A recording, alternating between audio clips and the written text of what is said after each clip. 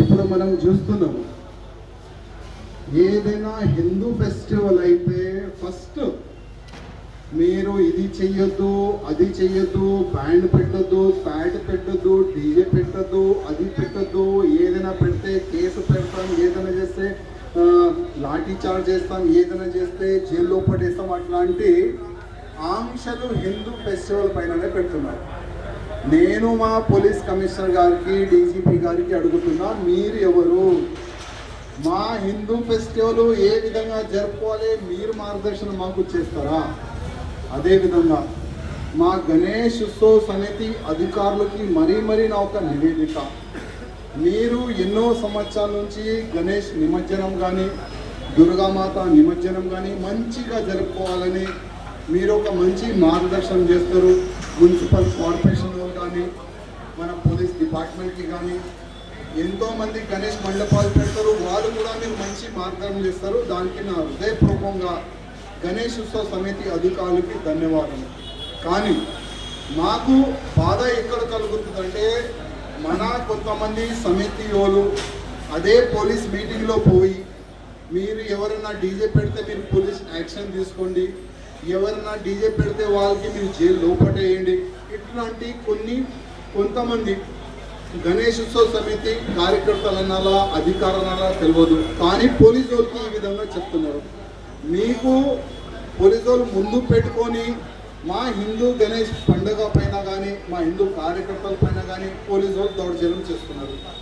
ఇవాళ కొంతమంది వల్ల మొత్తం తెలంగాణలో జిల్లాలో కానీ నియోజకవర్గంలో కానీ ఊర్లో కానీ కాలేజీలో కానీ ఎక్కడైనా గణేష్ భక్తులు సౌండ్ బాక్స్ పెడితే కేసు పెడుతున్నారు, డీజే పెడితే కేసు పెడతా అంటున్నారు. అసలు ఇది అవసరం లేదు. మా సమితి అధికారులకి మరీ రిక్వెస్ట్ చేస్తున్నా, మీరు పోలీసు వాళ్ళకి మార్గదర్శనం చేయండి, కానీ వాళ్ళు చేస్తున్న ప్లాన్కి మీరు ట్రాప్ కావద్దు. వాళ్ళు మీకు ట్రాప్ చేస్తున్నారు.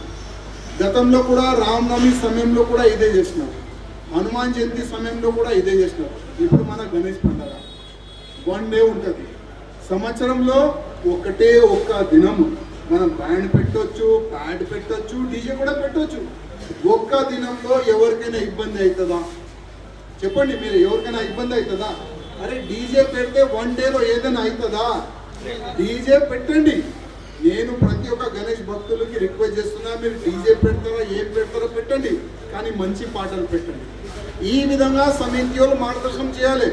కానీ పోలీసు వాళ్ళు మీకు ముందు పెట్టుకొని డీజే పెడితే సార్ లోపటేయండి అది చెప్పి మీకు అవసరం లేదు. నేను సమితి వాళ్ళకి రిక్వెస్ట్ చేస్తున్నా, ఇది చెప్పి మీకు అవసరం లేదు. ఎందుకు మీరు చెప్తున్నారు? మీరు చెప్పే వల్ల ఇవాళ ప్రతి ఒక్క గణేష్ భక్తులు కేసులకి సఫర్ అవుతున్నారు. కొంతమంది డీజే పెట్టే వాళ్ళకి డీజే సీజ్ చేస్తున్నారు. ఎవరి వల్ల? కొద్దిగా మీరు ఆలోచన చేయండి. ఇవాళ సంవత్సరంలో 5 టైం మా చెవులు ఖరాబ్ అవుతుంది. మన అది బాధ ఎవరికి చెప్పాలి? సుప్రీంకోర్టు ఆర్డర్ గురించి మీరు చెప్తున్నారు. హిందువులకే సుప్రీంకోర్టు ఆర్డర్ ఉందా? హిందువులకే పడతాయితుందా? వేరేకి పడత కాదా? నేను అడుగుతున్నా. ఇవాళ నేను గణేష్ ఉత్సవ సమితి అధికారులకి రిక్వెస్ట్ చేస్తున్నా, పోలీసు వాళ్ళు ట్రాక్కి మీరు పడకండి. మా హిందూ ఫెస్టివల్ ఏ విధంగా జరుపుకోవాలి ఎవరైనా చెప్పే అవసరం లేదు. మేము సంవత్సరంలో ఒక్క దినం నిమజ్జనం రోజు డీజే పెడతాం, బ్యాండ్ పెడతాం, ఏదైనా చేస్తాం, కానీ మంచిగా చేస్తాం. చెడు చేస్తే మీరు ఏం యాక్షన్ తీసుకుంటారో అది తీసుకోండి, దానికి మేము అడ్డుపడం. కానీ మీ వల్ల చాలా మంది గణేష్ భక్తులకి ఇబ్బంది అవుతుంది. పోలీసు వారు మరీ ప్రతి ఒక్క మండపం తిరిగి మా గణేష్ భక్తులకి వార్నింగ్లు ఇస్తున్నారు. అది ఎవరి వల్ల? కొద్దిగా మా సమితి వాళ్ళు ఆలోచన చేయాలి. నేను మళ్ళొక్కసారి చెప్తున్నా, ప్రతి ఒక్క గణేష్ భక్తులకి రిక్వెస్ట్ చేస్తున్నాను, మీరు మంచి చేయండి. మీరు ఏ విధంగా నిమజ్జనం చేస్తారో అది మీ ఇష్టం. ఎవరైనా పోలీసు వాళ్ళు మీకు మధ్యలో ఆపితే అక్కడనే గణేష్ మహారాజ్ని పెట్టేసేయండి.